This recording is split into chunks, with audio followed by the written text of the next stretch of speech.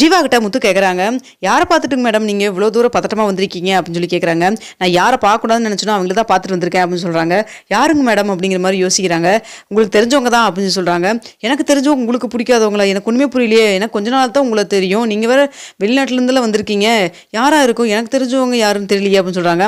அதாங்க முத்து, அன்னைக்கு நீங்கள் என்னை கொண்டு போய் இந்த பார்லரில் விட்டீங்கல்ல, அந்த பார்லர் அம்மா தான் அப்படின்னு சொல்கிறாங்க.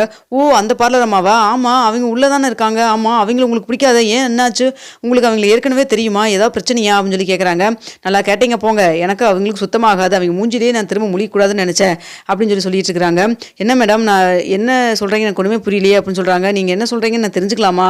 எனக்கு அவங்க வேண்டப்பட்டவங்க தான் அப்படின்னு சொல்கிறாங்க. வேண்டப்பட்டவங்களா? யார் அப்படின்னு சொல்லி கேட்குறாங்க. அது ஒன்றும் இல்லை, அவங்க அந்த பார்லர் அம்மா சொன்னீங்கல்ல, அவங்க என்னுடைய அண்ணி, எங்கள் அண்ணாவை தான் அவங்க கல்யாணம் பண்ணியிருக்காங்க. மனோஜமா சொல்கிறீங்க அப்படிங்கிற மாதிரி சொல்கிறாங்க. இதை கேட்டு ஜீவா மனோஜ்னு சொன்னோன்னே, மனோஜ் உங்களுக்கு தெரியுமா அப்படின்னு சொல்கிறாங்க. எல்லாம் தெரியும் தெரியும் அப்படின்னு சொல்கிறாங்க. எப்படிங்க மேடம் உங்களுக்கு தெரியும் அப்படின்னு சொல்லி கேட்குறாங்க. சரி, இவ்வளோ தூரம் ஆயிடுச்சு, நீ உங்கள்கிட்ட சொல்கிறக்கு நான் மறைக்கிறதுக்கு ஏன் வெயிட் பண்ணணும்? ஆமாம், மனோஜ் கொண்டு வந்து அந்த ஒரு 27 லட்ச ரூபாய் கொண்டுட்டு ஒரு பொண்ணு போயிட்டால, அந்த பணத்தை 27 லட்ச ரூபாய்க்கு பதிலாக 30 லட்ச ரூபாய் அந்த பொண்ணு திரும்ப கொடுத்துட்டா, அந்த பணத்தை கொடுத்துட்டாங்களா உங்களுக்கு அப்படின்னு சொல்லி கேட்குறாங்க. அதெல்லாம் ஒன்றும் கொண்டு வந்து கொடுக்கலையே, அவன் இன்ன வரைக்கும் கொடுக்காம மாதம் 50,000 ரூபாய் நான் கொடுத்து கழிக்கிறேங்கிற மாதிரிலாம் சொல்லிட்டு இருந்தான், இன்னும் அதெல்லாம் கொடுக்கலையே, அந்த பொண்ணு கண்டுபிடிச்சாச்சா அப்படின்னு சொல்லி கேட்குறாங்க. அது சரி, அந்த பொண்ணையும் கண்டுபிடிச்சாச்சு, அந்த பொண்ணு 30 லட்ச ரூபா அவங்க கிட்ட இருந்து வாங்கிட்டாங்க, அதை நீங்கள் கேட்டிங்களா உங்கள் அண்ணங்கிட்ட அப்படின்னு சொல்கிறாங்க. ஏங்க மேடம், நீங்கள் தான் இந்த விஷயத்தை இப்போ தான் சொல்லி எனக்கே தெரியும். ஆமாம், இந்த விஷயம்ல உங்களுக்கு எப்படி தெரியும் அப்படின்னு சொல்கிறாங்க.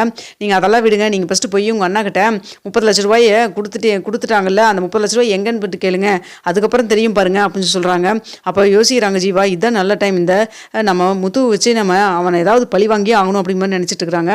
அப்போ கோவமாக உள்ளே போய் மனோஜிட்டேன், ஏன்டா 30 லட்ச ரூபா எங்கடா அப்படின்னு சொல்லி கேட்குறாங்க. ஏன்னா நானே இப்போ தாண்டா அந்த 30 லட்ச ரூபா அட்வான்ஸ் கொடுத்து அதை ரிஜிஸ்டர் பண்ணுறதுக்காக டாக்குமெண்ட் ரெடி பண்ணிட்டு இருக்கேன், அதை என்கிட்ட கேட்குறேன் அப்படின்னு சொல்லி. அந்த 30 லட்ச ரூபாய் இல்லைடா, அந்த ஒரு பொண்ணு உன்னை ஏமாத்திட்டு போச்சுல 27 லட்ச ரூபாய் கொண்டுக்கிட்டு, அது 27 லட்ச ரூபாய்க்கு பதிலாக 30 லட்ச ரூபாய் கொடுத்துருச்சுல அப்படின்னு சொல்கிறாங்க. இதை கேட்டோன்னே உனக்கு எப்படா தெரியும் அப்படின்னு சொல்கிறாங்க. அப்போ கொடுத்தது உண்மைதானே அப்படின்னு சொல்கிறாங்க. அதெல்லாம் அப்புறமேல் பேசிக்கலாம் அப்படின்னு சொல்லிட்டு இருக்காங்க. அப்போ பத்திர ஆஃபீஸில் இருக்கவங்க, சார் இங்கே இருக்கிற வேலையை ஃபஸ்ட்டு பாருங்கள் சார், உங்கள் பிரச்சனை இல்லை வீட்டில் போய் வச்சுக்கோங்க அப்படின்னு சொல்கிறாங்க. வீட்டுக்கு வருவி இல்லை, வாடா பேசிக்கிறேன் அப்படின்னு சொல்கிறாங்க. அடுத்த ஜீவாவை கொண்டு போய் நான் உங்களை கொண்டு போய் ட்ராப் பண்ணிடுறேங்க மேடம், ஆனால் எப்படி இந்த விஷயம் உங்களுக்கு தெரியும்னு தான் எனக்கு ஒன்றுமே புரியலையே அப்படின்னு சொல்கிறாங்க. எல்லாம் தெரிய வேண்டிய நேரத்தில் உங்களுக்கு கண்டிப்பாக தெரியும் அப்படிங்கிற மாதிரி சொல்லிட்டு கிளம்பி போயிடுறாங்க. அடுத்த வீட்டுக்கு போனோன்னா அண்ணாமலைட்ட இந்த விஷயத்த சொல்கிறாங்க. அப்போ விஜயா சொல்கிறாங்க, என்னடா என் மேலே சத்தியமெல்லாம் பண்ணியிருந்தா 27 லட்ச ரூபாய், 27 லட்சம் கிடையாது 30 லட்சமாக கொடுத்துருக்குது, 30 லட்ச ரூபா கொடுத்தா ஆமான்னு சொல்லி வேற அவன் ஒத்துருக்கான், எப்படி அந்த 30 லட்ச ரூபாய் வச்சு என்ன பண்ணா அப்படின்னு சொல்லி தெரியலையே அப்படின்னு சொல்லி யோசிக்கிறாங்க. இங்கே ரோகிணி மனோஜ்ட்டு சொல்கிறாங்க, இங்கே பாரு 30 லட்ச ரூபா கொடுத்தான்னு சொல்லி கேட்டு போயிருக்கான், வீட்டுக்கு போனால் கன்ஃபார்மாக அந்த பணத்தை பற்றி கேட்பாங்க, என்ன பதில் சொல்ல போகிற அப்படின்னு சொல்லி கேட்குறாங்க. அதான் எனக்கு ஒன்றும் புரியல ரோகிணி, என்ன சொல்கிறதுன்னு தெரியல, அன்றைக்கே நம்ம கொடுத்துருக்கணும், நீ தான் பிஸ்னஸ் யூஸ் பண்ணிக்கலாம்னு சொன்னேன், ஆனால் அது நல்ல ஐடியா தான், இப்போ அந்த பிஸ்னஸில் இருந்தால் நம்மளுக்கு இவ்வளோ லேக்ஸில் பணம் வருது, அது மூலமாக தான் இப்போ நம்ம க்ரோஸில் வீடு வாங்க போகிறோம் அப்படின்னு சொல்கிறாங்க.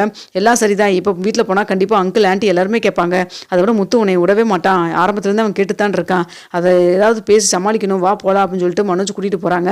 அங்கே போனோன்னே முத்து கேட்குறாங்க, டே எங்கடா 30 லட்ச ரூபா அப்படின்னு சொல்லிட்டு. இங்கே பாரு சும்மா தாம்தும்னு குதிக்காத, எனக்கு 10 லட்ச ரூபா போக உனக்கு மீதி 20 லட்சம் தான் கொடுக்கணும், அதை நான் கொடுத்துட்றேன், அதான் மாதம் 50,000 ரூபா கொடுத்துட்ருக்கேன்ல அப்படின்னு சொல்கிறாங்க. சரி, அந்த பணம் எங்கே அப்படின்னு சொல்லி கேட்குறாங்க. அப்போ ரோகிணி, அதான் முத்து இங்கே நாங்கள் பிஸ்னஸில் போட்டுன்னு சொல்கிறோம்ல அப்படின்னு சொல்கிறாங்க. ஏங்க ஒரு பார்லரமா, அவன் தான் ஏதோ மூளைக்கட்டு போய் பண்ணிட்டு இருக்கானா, நீங்கள் கூட இருக்கீங்க, நீங்கள் நியாயமாக நடந்துக்குவீங்கன்னு நினச்சா நீங்கள் அவனை விட பெரிய கேடியாக இருக்கீங்க அப்படின்னு சொல்கிறாங்க. அப்போது அண்ணாமலை சொல்கிறாங்க, ஏன்டாடே வீட்டில் இருக்கிற மொத்த பேருக்கும் சேர வேண்டிய பணத்தை நீ ஒருத்த மட்டும் எடுத்து யூஸ் பண்ண நினைக்கிறது எந்த விதத்தில் நியாயம் அப்படின்னு சொல்கிறாங்க.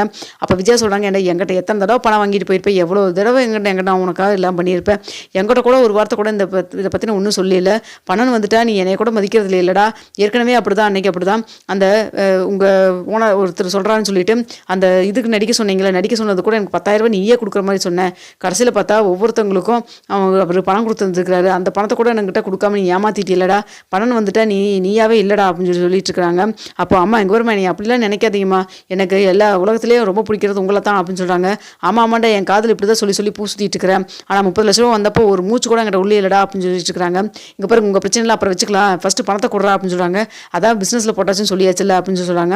அப்போ இப்போ பார்லர் உங்கள் அப்பா பணம் கொடுக்கலையா, வெளிநாட்டிலேருந்து பணம் வந்துச்சுல, அதில் தான் பிஸ்னஸ் ஆரம்பிச்சுன்னு சொன்னீங்க அப்படின்னு சொல்கிறாங்க. என்ன மொத்தம் உங்களுக்கு பிரச்சனை, எங்களுக்கு பணம் கொஞ்சம் மறுபடியும் தேவைப்படுது, அதனால் பிஸ்னஸ்க்கு யூஸ் பண்ணிக்கிட்டோம், அதான் பிஸ்னஸ் மூலமாக மறுபடியும் திரும்ப அந்த பணத்தை நம்ம சம்பாரிச்சிடலாம், திரும்ப உங்கள்கிட்ட கொடுத்துடலாங்கிறதுக்காக தான் நாங்கள் விட்டுட்டோம். அது மட்டும் இல்லாமல் மாதம் இப்போ 50,000 ரூபா கொடுத்துட்ருக்கிறோம்ல, உங்களுக்கு கொடுக்க வேண்டிய பணத்தை கொடுத்துருவோம், நீங்கள் சும்மா இதுக்கும் பிரச்சனை பண்ணிக்கிட்டு இருக்காதீங்க, நாங்கள் இப்போ தான் வீடு நல்லபடியாக ரிஜிஸ்டர் பண்ணணும்னு சொல்லிட்டு இப்போ தான் அட்வான்ஸ் 30 லட்ச ரூபாய் கொடுத்துட்டு வந்திருக்கிறோம் அப்படின்னு சொல்கிறாங்க.